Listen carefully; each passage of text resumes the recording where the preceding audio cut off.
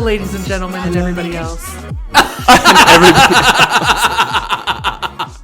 What's up? Wait, I love those intros that are like more inclusive. How does one go? It's like Ladies and Gentle Days. Have you heard that one? Ladies and Gentle Days. Yeah. No, I love that. There's all sorts of clever ones. I don't know them yet. I love Ladies and Gentle Lays. Yeah. Gentle Lays. I love a gentle Ladies lay. and Gentle Lays. I love a gentle lay.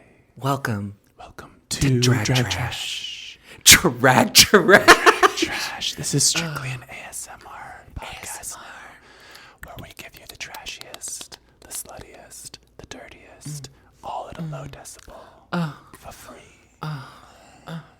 You don't know this, but we've been outside in the snow. We've been outside. It's snowing today. We're snow bunnies. It's...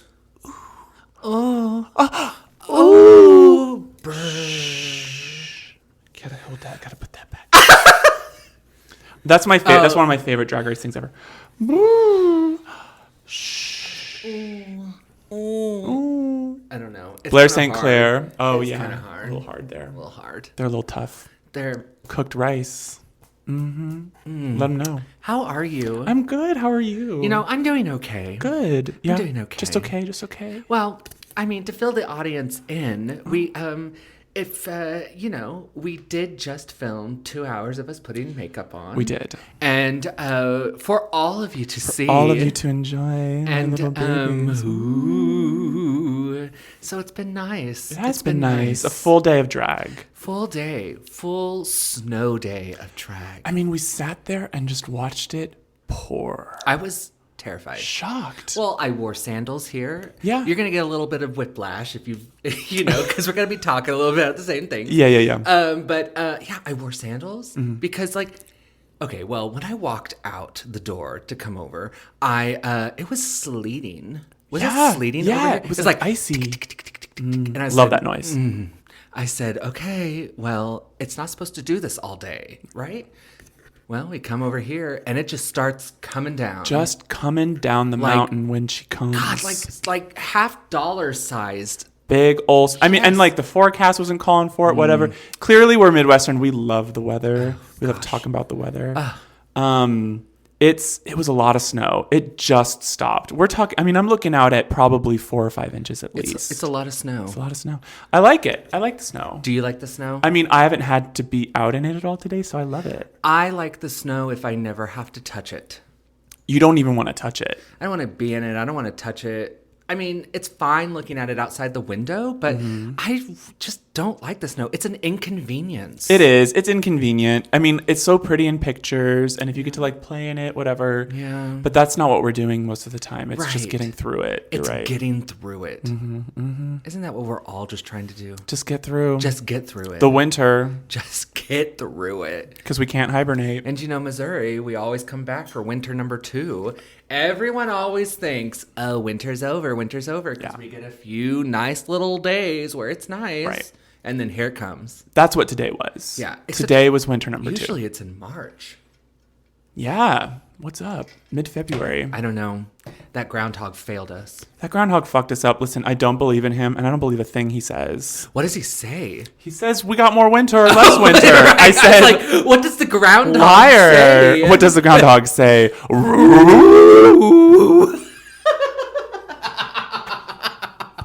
I love that there are animals on this earth that we are just like, we don't know what they sound like. And we just absolutely guessed at that. Speaking of which, that video of the kiwi making that sound. Yeah. Dinosaur that they used for the T-Rex in Jurassic Park. Scary. Very scary. If you haven't seen it yet, what we're talking about is to make the T-Rex noise in the Jurassic Park movies. They sampled kiwis from, not the fruit, kiwi birds. Oh, yeah, that's true. We might be really educating people. If you haven't heard of them, from New Zealand. Yes. And, no. Yeah. Was it the kiwi? I thought it was some kind of one of their marsupials. Well, okay, to be completely truthful, I have no idea what you're talking about.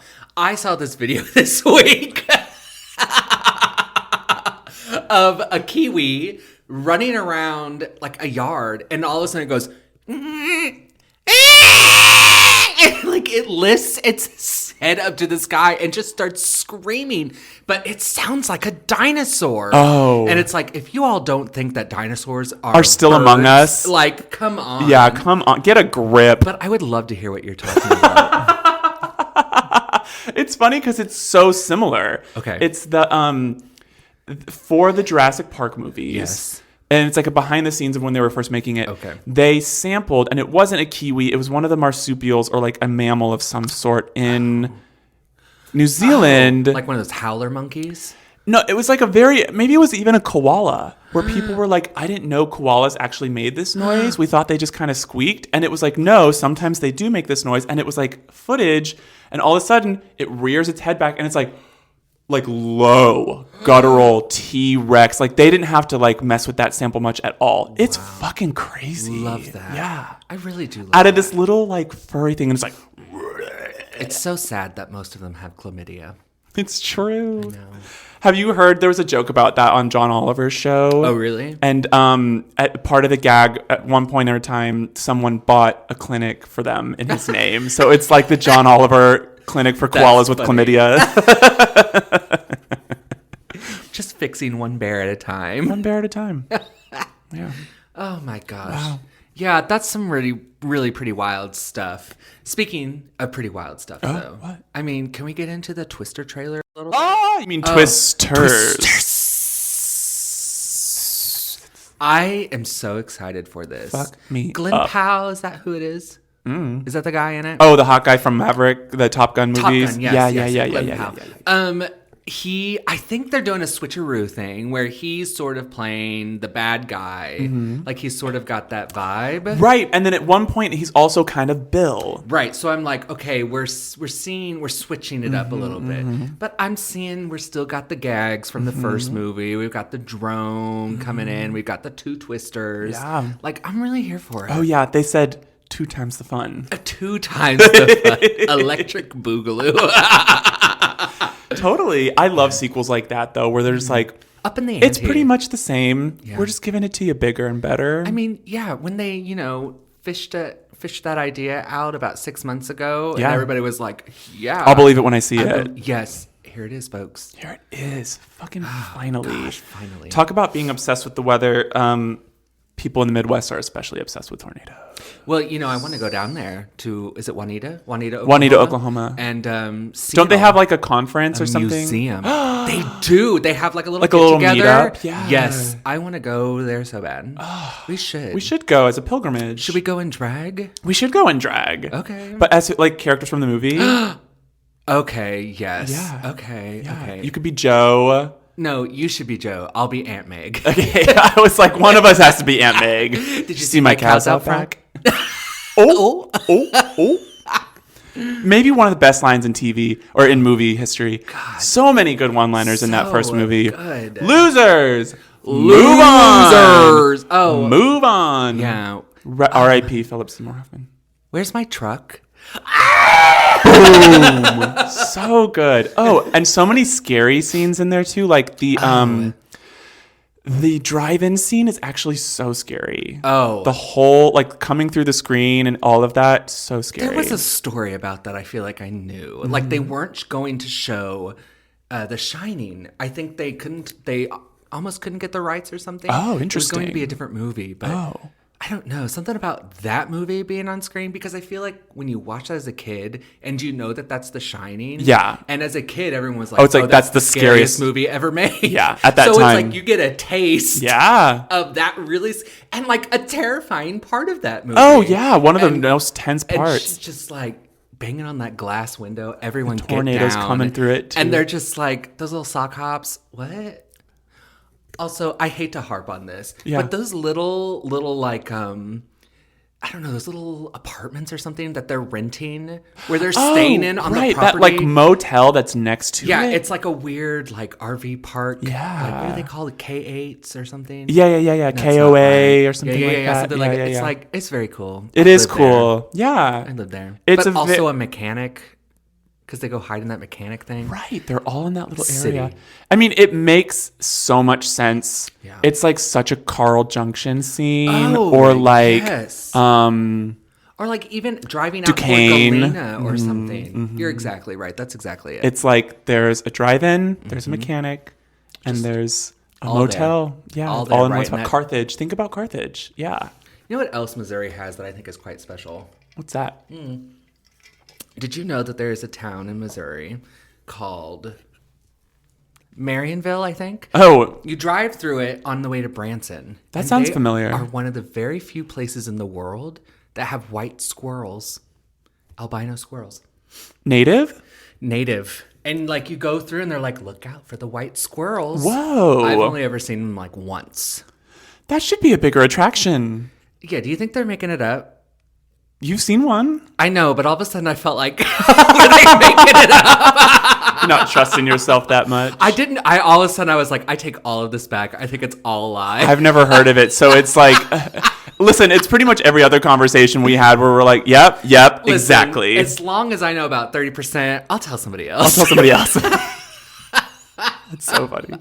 It's true. Oh, jeez. But that's weird. Yeah.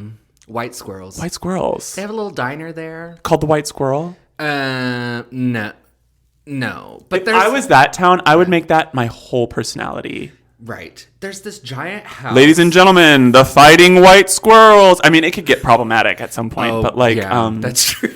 But it's kind of cute. There's this giant house in the middle of town that's like a stone Victorian monstrosity. They have a little sign out front, white squirrels. Okay, so there's something to it. There's something. That they might be making it up. That's an even funnier gag. They're like, how do we get tourism? Love that idea. I've never thought of that before. That's so much more fun. They're just making it up. That's such a good musical premise. Oh, don't you think? Yes. Gotta drive up tourism. Yes. Think like Come From Away, but 9/11 didn't happen. They're like, we gotta get people. We gotta quit talking about 9/11 so much. Wow. But no, White think of it. Squirrel the musical. Right. It's like, we gotta drum up business. We gotta drum up tourism. Yes. The town is dying. Yes. And then there's actually a real white squirrel at the end. I mean, come on. Come on. Give it And then we gotta have at the end of the second act, we have to have a ghost squirrel moment, right, where the dead squirrel you loved comes back and sings a song. Oh, because yes. I love that in musicals. That's maybe my favorite Ghosts? conceit. Yeah. Oh, they're used like in Fiddler. They're used all over the place, especially at the end of musicals. It's like, here's my ghost sister, come back to sing with me. Spring Awakening. Yeah. Is it like a Carousel kind of thing? I think it's a little bit that. It's like, it is tying the bow on things emotionally for characters. But I just love that. They just come back on stage and you're like, all right, here they are. Do you think when you die, you see a ghost? You mean like something leave your body? Or a ghost that comes and like takes you away? Oh, I hope not. That'd be kind of scary. It would be scary. Or like, what if the ghost isn't really good with directions? So that's how you get lost. Yeah. On the way to wherever you were going. Yeah. Like your entrance to the afterlife is dependent on how good a navigator your ghost is. Then I guess who is your navigator? Right. Do you maybe that's how you measure one's life? Like you cultivate your navigator over time. Cultivate your navigator. How do you do that? By being a nice, friendly person. Right. Like every time you're an idiot to somebody or like, mean, they're the like, IQ oh, goes down. Right. Or they like get lost more often. They can't read the map as well. They get less juice for their little fire. For their little lantern. Yeah. What is it about dying and it being pitch black and somebody has to find their way through with a lantern? I think it's just people being afraid of the dark. Well, because people thought caves were the entrance to the underworld. So that idea has persisted. Yeah, right? that makes sense. That idea of just tunneling further into the earth. Maybe that's why I hate caves. But I guess if you imagine hell to be hot, then it makes sense that if you see a volcano erupting, you're like, oh, hell's down there, I guess. The physics of hell are very confusing, let's be honest. A lake of fire. Is it just a lake? It's not a sea? Again, we're not given more specifics than that. Because they don't know. They don't know. They don't know. Because it's not real. Well, I mean, some would say you're living in it every day. Well, some would say hell is also created because what is hell without humans? What is hell? Well, hell is other people. Hell is other people. I mean, if... Let's get it. Gosh, that is Followed that real, all the way down, really, down into hell. hell. Follow the cave. Well, you don't like caves. I know we've talked about that before. But no, if hell is other, I mean, that makes me think of that great play where that comes No from. Exit. Yeah, Yeah, girl. It's good. it is good, but that's real. Like that play, like if you're gonna actually be tortured for eternity, that's probably Just the way. in a room with two other people you don't know who are also kind of terrible. Yeah. Yeah, imagine just trying to make nice with people that you don't know / are maybe terrible. I don't think anybody would be trying. I think that if you realize that you're dead, For an eternity? all of your sort of niceties or Yes. whatever that you would hold on to before would probably go out. You'd probably be acting a lot more freely. You know what I mean? That's so I think people interesting. would be even nastier, even more like less patient. I mean, maybe after 1,000 years you try to like reel it in, but I think at first you'd be cantankerous. Yeah. Wow. Yeah, I was trying to think about this the other day about our generational gaps and what really truly divides us. And I was working on something about embarrassment Oh. and how we get okay, it's because having to deal with people on the phone. Oh, yeah. Usually older people on the phone and them not knowing how to do technology things makes people embarrassed, Yeah, right? yeah. And so when you become embarrassed, you become angry and you lash out. Yeah. And so I think our generations deal with embarrassment differently. Totally. I mean, we as millennials sort of are kind of embarrassing. We sort of like There's live a whole through the embarrassment cringe thing right? that we're Yes. getting made fun of too. Yes, yes. Yeah. And whereas, Gen Z's like, very they Raw. repress it and they're Oh, really? I was It's going to say raw. that they're less concerned. I thought that's where you were going. Oh no, see, I think yes to an extent, but also they're just sort of everything is sort of embarrassing. So it doesn't matter if you are being embarrassing. Right. Does that make any sense? Yeah. They're like, there's nothing. I like that because it kind of seems like there's a familiarity or a comfortableness with most situations to Right. say that, like, even if this goes awry, I don't have to be embarrassed. Like, I think they're Right, dealing with right. embarrassment by saying, like, there's no reason for me to be embarrassed in this moment. Right. And that's cool because I feel like so much of that, what inhibits people from like doing what they love, trying new things, Yes. moving past things, Yes. is embarrassment that can just feed on itself. Right. And then you have like a thing, Right. You have a thing that then it's like a repeated I don't wear red ritual. because someone made fun of me Right. once. Yeah. It's a repeated ritual that all of a sudden becomes like a neuroses. Oh. I think it's just they're doing it better. I think they're less concerned with being as edited because they've also seen, they grew up in cancel culture. They've seen that, like, even though we want to not stick it to people, but hold people accountable or try to hold people accountable, we're still working out how to do that the best way. Yeah. And totally canceling people, I think we've kind of agreed is not it.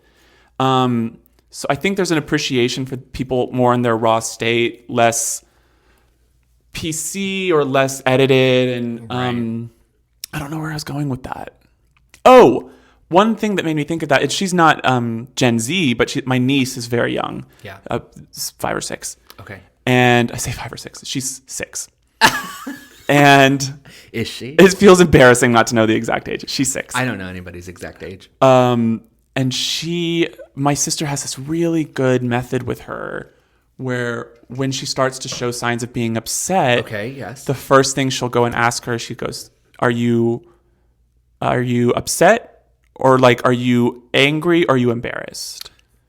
And usually she goes, I'm embarrassed. Yeah. And so she's learning how to even distinguish those two emotions, which I feel like was a long lesson for me to understand that, like, no, you're just embarrassed. Yeah. And it's a embarrassed. really hard emotion to move through. Embarrassment is a very difficult thing to move through. Yeah. And I think about how hard that is going to be moving forward, especially when you start forgetting things or you start, losing track of whatever, and it becomes a constant state of embarrassment. I think that if you forget things, I don't know. For me, Yeah.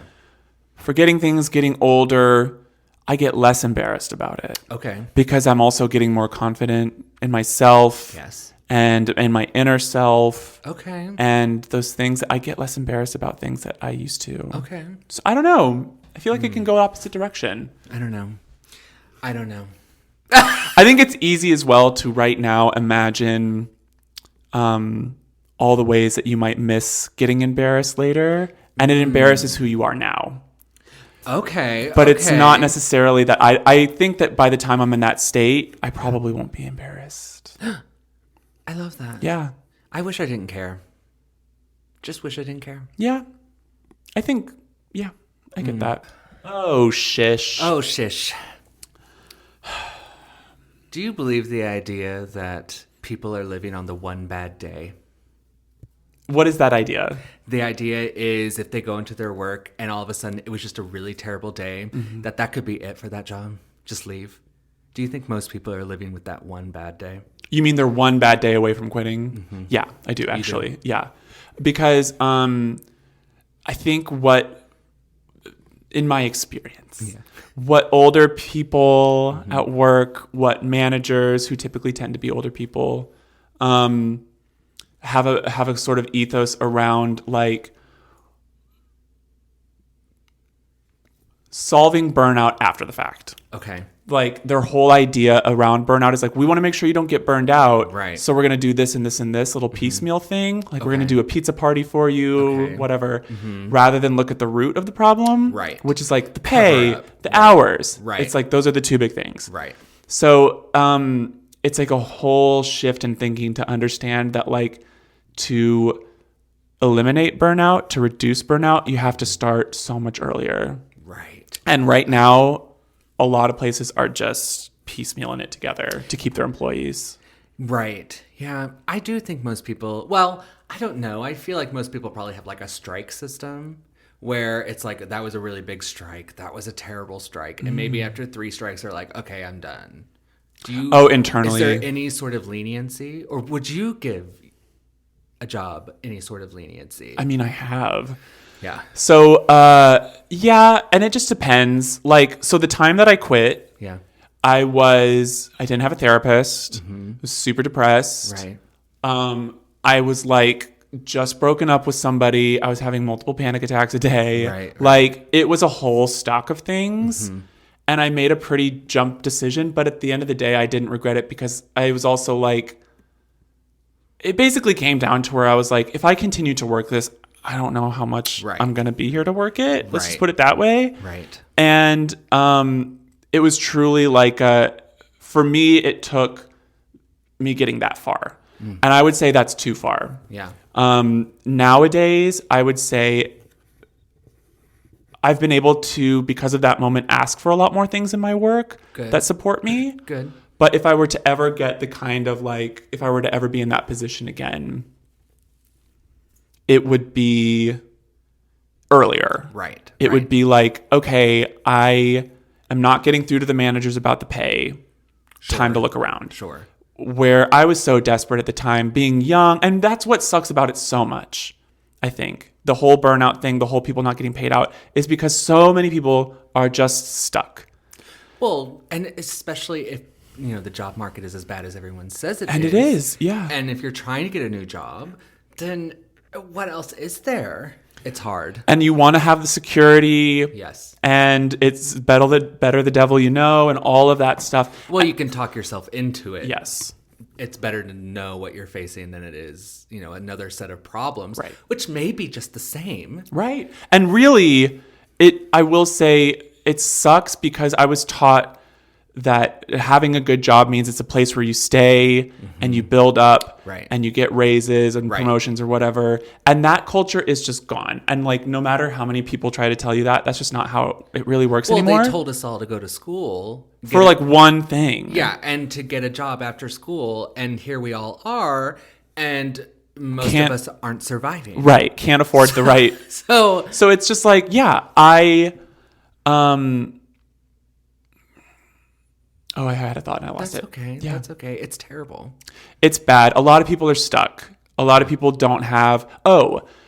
Someone, I think a therapist Yes. once told me they were like, applying for a new job is a full-time job. Yes. So there's also the mental component now where I know what I'm going for. I'm like, okay, I'm not exaggerating to think that this is a lot of energy because it is. Because I used to just dread it. Yeah. And I also know, like, okay, that's how much I have to allot for that kind of thing. Right. Or when I'm doing that, to be extra kind to myself, because I used to push myself and be like, it's not that hard. People are applying for jobs left and right every day and blah, blah, blah. But the thing I was saying about loyalty and staying in place, though, is that it used to be rewarded. Right. It's just not the system anymore. No. And if you stay for at a place for more than a couple of years, you're gonna be making less than when you started, right? Because people aren't keeping up with inflation, right? And it makes more sense to get a different job. And so, really, my experience has been that if I don't move or look at moves every 2 to 3 years, I get moved. Yeah. I get moved around. And so it's like, and that could be having my job position change, which happened, or it could just be that, like, I'm feeling that internal pull to be like, okay, I'm not getting paid as much. It's time to like do something. Yeah. Well, and plus you just get bored. Oh. How do people do the same job for 50 years? I have about 6 months in me before I run out of the novelty of it, just to be frank. It's just like, I don't know. Maybe people were better satisfied back then. I don't know. I like having the rote things that I come in and do because it helps me compartmentalize it and put it away. Sure. So if I'm having a job like I do just to earn the money, that's fine to me, actually. Right. But if you're talking like my actual full potential, full energy, I'm bringing my full self to my work. Yeah. That runs out after a period of time. I think there's something to say about a job that is completely the same day in and day out than a job where, like yours and mine, where it always feels like there could be potentially something extra. Yeah. There could be something different every week. Yeah. There could be a change in scheduling. Mm-hmm. There could be this. There could be this. And it's just like, why is it so hard to keep it the same? That's true. I've never thought about it that way. Why is it so hard to keep it the same? These jobs, jobs should be so rote. Same. And so, yes. And for some reason, they do get changed. It's the managers, girl. Yeah. I'm sorry. I know I go on about that I know I go on and on, but they're the people. That's where the buck stops. Yeah. They're the people in charge of creating not only the outline of it, but the culture of it. Right. A boss that I've had before said, the stuff that comes from making the stuff, that's the stuff. Yeah. And again, it's like that process thing that we were talking about last time. So many people are focused on the outcome and the KPIs and the deliverables and all that bullshit. Sure, yes. It is about what is happening along the way. And people in your day-to-day office life, that's what they're remembering. Yeah. They're not going to remember the job because they had an amazing presentation that one time. No. Or like, here's when we slam dunked that report. It was like, oh yeah, I used to work with that person, or I used to have a really good, like. I just don't understand why it's so difficult to make things the same. That's all. I don't either. It's like, just put it in a policy. Well, but also like, just because you're changing something doesn't mean you're making progress. Right. So the idea that we're changing all this stuff just to what? Is it busy work? Is it just to, is it a sense of the company moving? Is it this? Is it that? Yeah. Or is it just bullshit? Yeah. I think there's something that to that as well, which is like, managers don't always realize how much little information their coworkers are writing on. Sure. Like, they might have a fuller picture where it all makes sense to them or whatever, and like, they're not going to disclose everything to us. Sure. But I do think that there's a miscommunication where it's like, they don't realize how little people are writing on. Right. So all of those little changes, there might be a reason to them, but to you, it just looks like bullshit. Right. I would say it's probably bullshit. Yeah. But like, because again, it's bullshit if they can't explain it. Right. And if you can't articulate what the vision, the direction, the wholeness of your department, your company is, why are you the manager? Well, right. I don't know, girl. And I that sounds like such a tall order, I think, or it used to. But I think I finally got, at one point in time, a really competent boss Yeah. who just showed that like all of these things really do click into place and make it work for an office when you just take the planning ahead of time and meet people where they are and treat them decently. Like all of that really does set you on such a good path. So when you do come up with little whatever tiffs and things at work, Right. you know how to move through them. Wow. Yeah. Wow. So it's not hard. Yeah. It just takes more upfront work and more considerate work. People are lazy. Considerate work. Yeah. That's a great way of putting it. Or that lazy is a harsh term because I actually don't like that. People's job descriptions are too much. People's time is mismanaged. Like there's a whole lot of reasons why people aren't being considerate about what they're doing. Right. Well, and to some people, it's just a job, and why should I care? Why should I care? Yeah. Why should I care? I'm not getting paid enough. I don't have enough free time. It's not like me where like no matter what I'm doing, I'm going to put my best foot forward, right? Yes. I'm going to do my job well. Yeah. But, it's frustrating when others don't do that. It just is. It just is. It is because you're like, you're like, I'm putting in more. Why can't you do the same? But like, why am I putting in that much effort? I mean, that's a good question. Because otherwise, what else are you doing? Listen, I can tell you 100 things to do instead of work at work if you want. I got ideas. I have experience. Listen, I used to work the front desk at a library. Yeah. Let's be honest. Yeah. I didn't have work 100% of the time. Right. My managers, even though they knew that. Yeah. Statistically, I think people are only productive 40% of the time during their jobs. Yeah. Let's get a grip and stop insisting that people be productive 100% of the time, or insist that you're taking money because you're on the clock. The reality is when you hire somebody, you're supporting that person's existence on this planet. Sure. Yes. Whether you want to quantify it that way or not, that's the reality. Right. And people don't want to think about it in that stake. But in that moment in time, that person doesn't have a life without your support. So we have to treat it less of like every single hour has to be accounted for, blah, blah, blah. It's like, no, if I turn in my work and I'm doing the things that you want me to continue to support my life, thank you very much. I think every hour can be accounted for if we're only working 3 to 4 hours a day. Then, absolutely, those hours will be filled. Yeah. We will be doing what we're supposed to be doing. I'll go home, thank you. That's actually, yes, I completely agree with that. Like, I don't need to be there for 7-8 hours. No. 4 or 5 hours, that's already more than half a day. Right. If people are only working 40% of the time anyway and we're getting shit done. Right. That's what that's the next step. Listen, I think we're on the way. The hybrid environment thing is sticking around. You do think that? Yeah. Okay. Because, even this year, it like started out where like more people were coming to the office and then, or at the beginning of 2023. And then towards the end, it was like it had trended back to more hybrid and people were demanding more of that. Do you think that's just because it was getting cold and more people were getting sick? Maybe, but again, it's a good point to just like, this should be business as always. The problem is with that is all of those jobs are people working at some sort of computer job. Yeah. Like their job is looking at a computer. Yeah. That's not all jobs. This is true. I don't want to, yes. And so it gets a little, squeaky. Right. But I think that's a good point. And it doesn't have to be equal. Sure. It has to just be equitable, right? Sure. So like, obviously a doctor isn't going to have as much of a hybrid schedule. Right. But like, maybe they can do their paperwork at home. I'm pretty sure they do.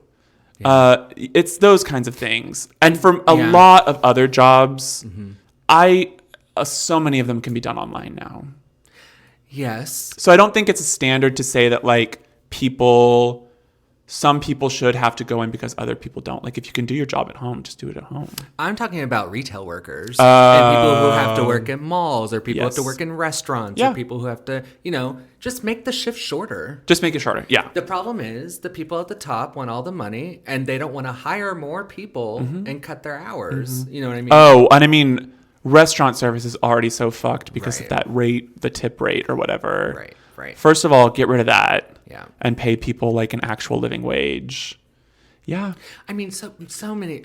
I don't know if this is true, but so many people are on that wretched TikTok being like, "Oh, the tipping culture, the tipping culture, the tipping culture."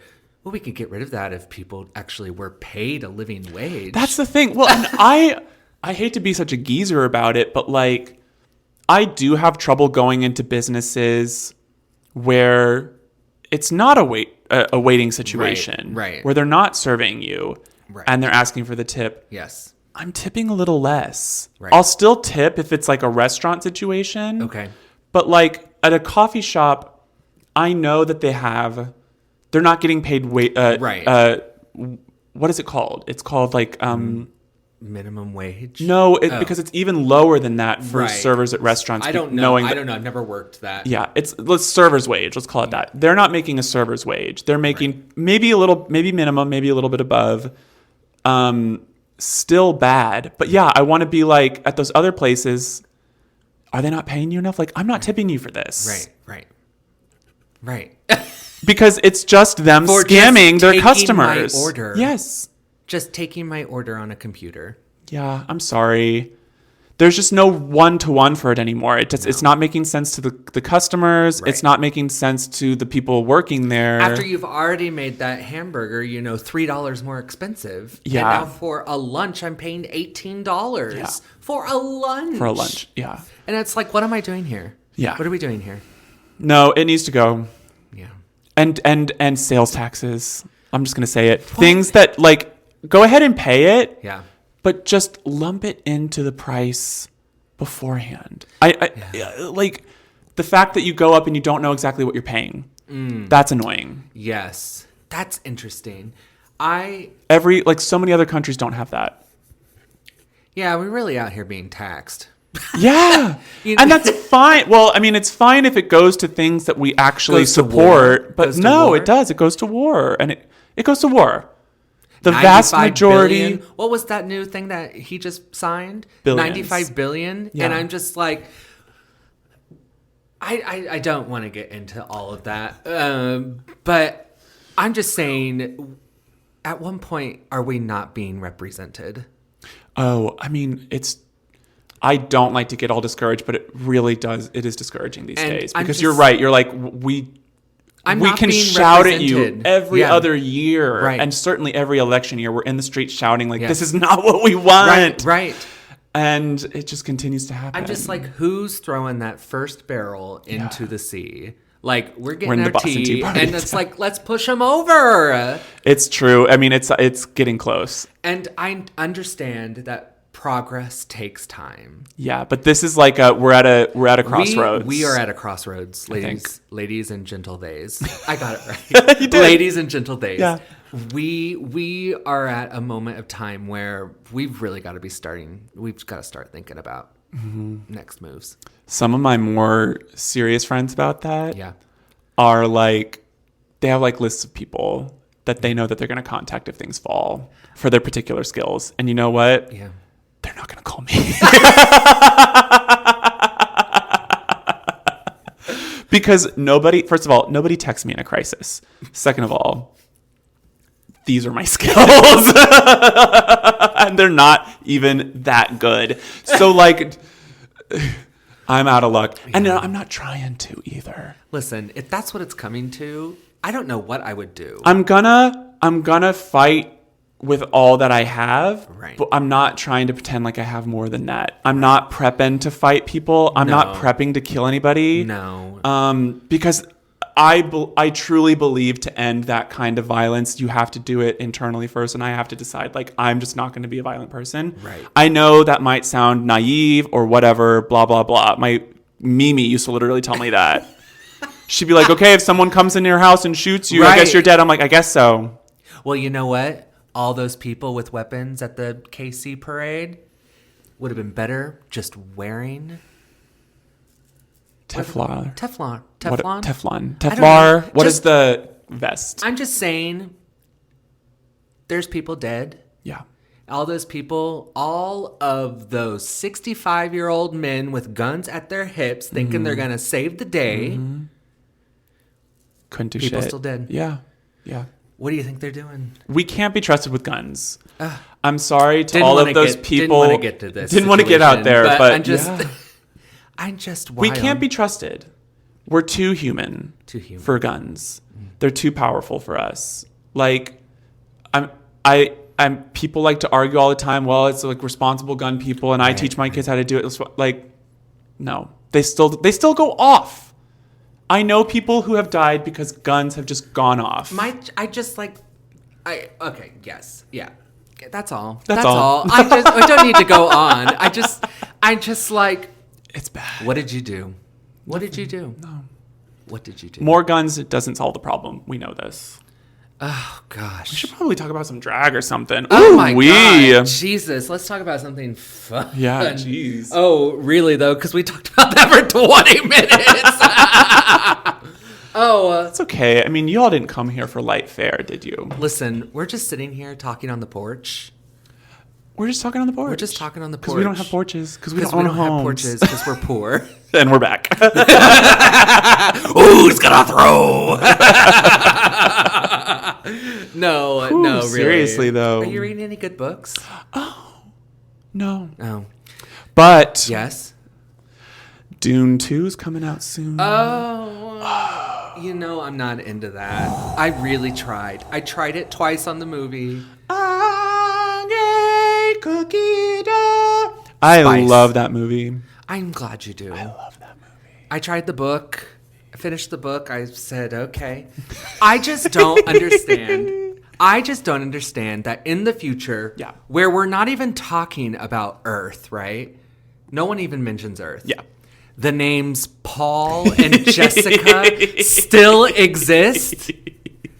The Christian Bible still exists. It's called the Orange Catholic Bible, and I don't know how similar it is to the actual Bible. Oh, I'm so glad you know this information. Yeah. Because that is all where I'm stuck. Yeah. And I just don't believe it. I don't believe I it. just don't believe it. I think it makes a lot of sense. I think it's like, it's literally 10,000 years in the future. Yes. So like, What the names names from 10,000 years ago do we have? the names Paul and Jessica, if those would be very old names at that point.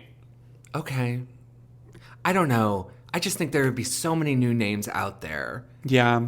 And We're also at that talking point- about readers, though. I mean, you write. Do you feel like you would choose a name for the story over a name that would be easier to read? Listen, this book I'm currently working on, all of their names are going to start with E. Oh. I think there was So Evelyn. your readers are fucked. Yeah, I was like, Evelyn, Ezekiel, Is there one Edmund. Evelyn? That's fun. Well, now it's just Evelyn and Ezekiel, and then their friends have different names. But like it was Evelyn, Ezekiel, Edmund. I can't even think of all of the other names. I don't know. What made you decide to do that? Because they were... I mean, if it's a spoiler, you don't have to get into it. No, it's not a spoiler. There is Just move the whole chair. That's okay. There's a game in my book, and they were originally going to call all of them by funny little, like, almost like acronyms. Okay. Like, Ezekiel was going to be ZZ, and Evelyn was going to be Evie. Oh. So it was like all of these like You had to sort fit of those in. things. Yeah, but yeah, then everybody was like, "That's too confusing," and I'm like, "Use your For brain." you. No, but they're right, because even with two names, you know, it's hard. That's tough. I mean, if a story starts with like 4 or 5 names, Yeah. and I feel that I gotta start Yeah. writing them down, Right. It does It's turn me hard. off. It's hard. Yeah. But Paul and Jessica, It's not. It's funny. It is funny I mean- because they also chose some pretty lame, ordinary names right Idaho? now. Duncan, Idaho. Yeah. I Like mean- there are names that are current that would sound older. Right. Like even James. Right. Would sound a little more. even like if they were going think. for like, That's my you name. know, white evangelical whatever. Yeah. I mean, that is part of the John- point, though, is that they're supposed to sound very. It's supposed to sound in contrast to Jessica. to the names Oh my God, it's Paul and Jessica. because they're colonizers. Hate it. That's the whole. They're planet colonizers. I know Paul and Jessica. Yeah. I'm never gonna let him live it down. Herbert. I love What's it. his name? Oh, Frank Herbert. Frank Herbert. Yeah. I love it. I can't wait. I can't wait. Just such a cool idea. Yeah. The idea, because I didn't think I understood the concept until I saw the movie. I'd only watched what concept? So I love the idea that they've turned against AI. Sure. They've turned against what they call thinking machines. Yes. For thousands and thousands of years, because there was like a war. Yes. And so over that thousands of years, they've developed human capabilities to the highest extent. Right. Which I just think is really cool. Yeah. Because it's not like, there is something a little like problematic about that. Like it could be kind of, like if you're narrowing it. Sure. But it sounded like they were trying to expand. And so it's like, how much can the human physical body do? The mind. And they do unlock all of these abilities. I like the magic stuff. I don't know if it's really magic, but like at the beginning in the book, I think she does this in the movie too, where the woman brings out the box and he has to stick his hand in the box. The whole thing with the Bene Gesserit. Yeah. That's why I'm in love with the whole thing. Just more of that. And those are the people who are developing all of that over time. Give and me like more mystics. So fascinating. I love all that. Apparently, at one point in time, they were working on an HBO series about just the Bene Gesserit. And I haven't checked in to see if that's still happening. It's expensive. Well, they canceled the ACOTAR series on Hulu. Do you know any of that? The what? The ACOTAR, A Court of Thorns and Roses. Oh, no. Sarah J. Maas. No. Oh, I don't read them. But a lot of people read them. Yeah. And they canceled that on Hulu. How far were they into production? I don't know, not very far. Damn. But like it's massive. Oh, and like, people are Harry pissed. Potter massive. Oh my God. No, I think they canceled it because the fans were like, you can never make it as good as I see it in my head. Wow. And you know what? Good for them. Good for them. Because honestly, what's in here, that is a win for everybody. Yeah. Because studios get so in their heads, and then they're just going to lose all that money. Yes. Because they're literally their prime customers telling them like, we will not see it. It's exactly like, I know this is going to be stuff you didn't know either, but the Colleen Hoover books, I don't know if you know any of that. Well, Blake Lively was going to be in the movie. Okay. And pictures surfaced of Blake Lively in that movie, and the fans went, absolutely not. Yeah. Canceled. Love it. I think we forget where the art comes from, and we don't involve those people enough. That's why, like, playwrights, they have heavy involvement in everything. Yeah. It's their work. Yeah. Screenwriters, not so much. And, it really just is up to those people sitting in the office. Yeah. So do you think the fans sort of fill in that gap for them? I think now. Yeah. That's good. Because, listen, if they're spending millions and millions of dollars on something. They're like, get it right. They better get it right. My favorite. Or no one's going to watch it, Madam Webb. I mean, Dakota Johnson hasn't even watched it. Oh, I know. And then I read the other day that she was like, yeah, I'd do a sequel. I love that shit. Her. But good for her. That's what I'm saying. You know what? Rake it in. This is what I'm saying when people stop doing horror movies because, they might do one horror movie and then they want to be a serious actor, right? You should just do all the roles that you can get. Get your work. Just get it. The work. Like, what's his name? Doing all those scary movies. Oh, Patrick, what's his name? Yes. That did all the Conjuring movies? Yes. Yeah, and now he's a certified Scream Queen. Girl, love that. Get into it. Love it. But he did Phantom. He was in Fargo. Like, he's doing some... I mean, I don't know if Phantom's a serious role.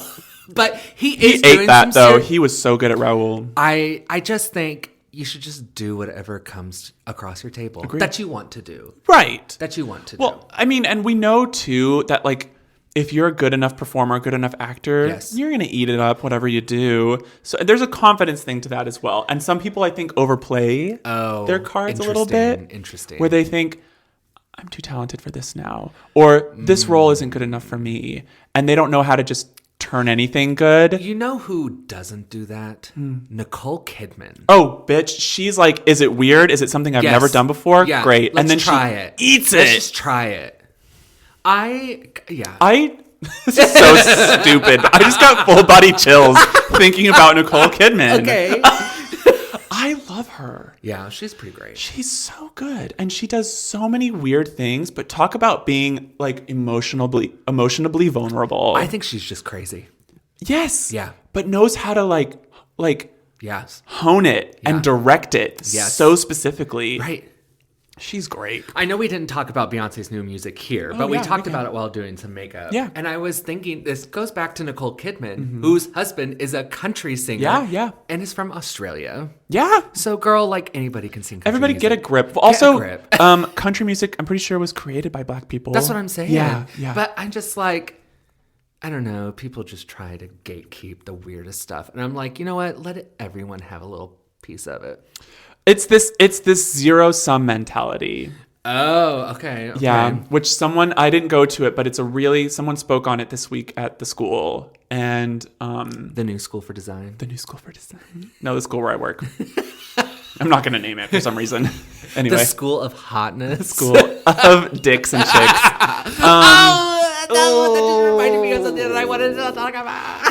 But the place where I work had a really good speaker. And it was basically this idea that it's like a myth where there's only so much pie to go around. Right. If I give up some of my rights or give up some of my privileges for these people, then I don't have them anymore. And it's just like, no, there's ways to float all boats, so to speak. I mean, that's what conservatives think if they give, gay people the right to marry. Yeah, they're literally going to disintegrate like the blip in Endgame. We're not talking about this more. How much gay, anti-gay legislation is out there right now. It's bad, girl. And getting passed so much all over the country. Yeah, considering how many places outside of the U.S. is legalizing it and making it okay and making aren't we past this? Well, aren't we past this?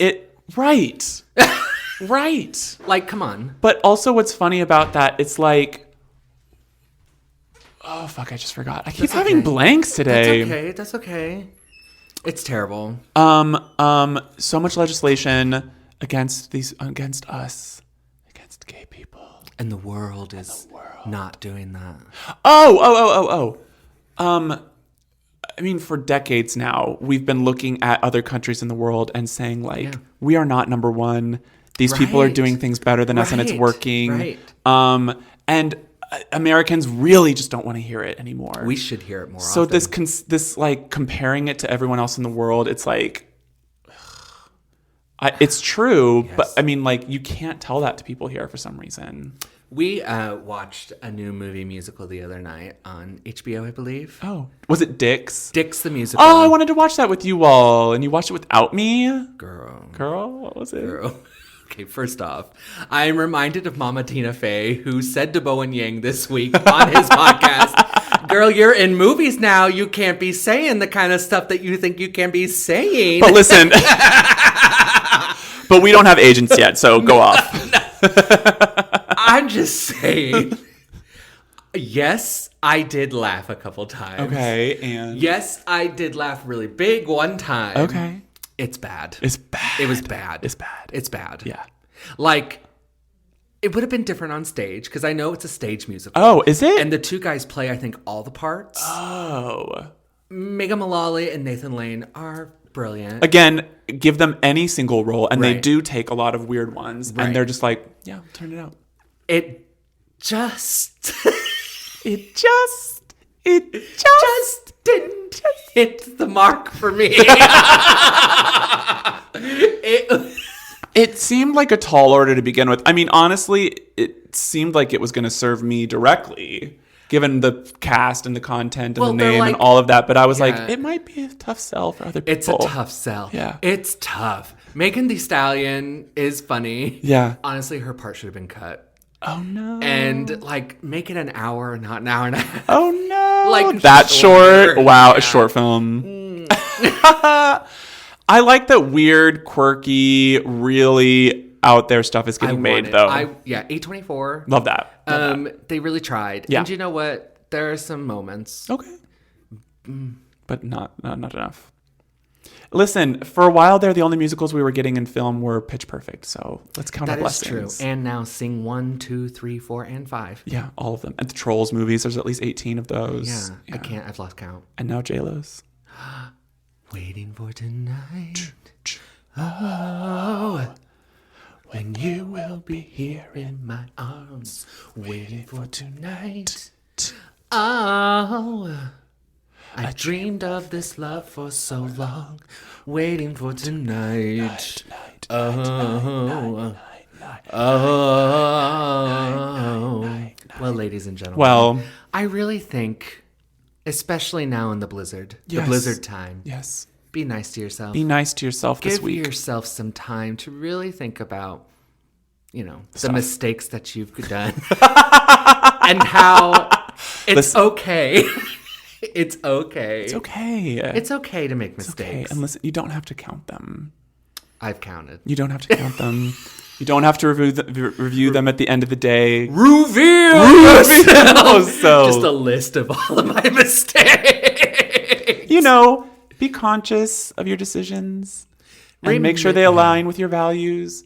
But you don't have to count your sins at the end of the day, girl. Yeah, remember, you're just looking after yourself. Yeah. And you can only do the best that you can do. Mm-hmm. And sometimes that's not great. But as long as you see it Yeah. and you fix it next time, we'll love you. Yeah. And listen, we'll love you anyway. Yeah. Because it's got to be like that sometimes. It's got to be like that. All right.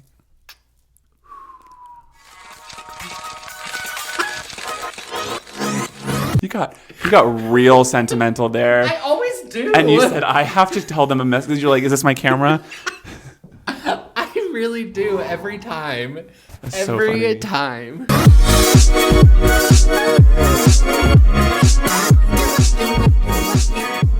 Got you thinking.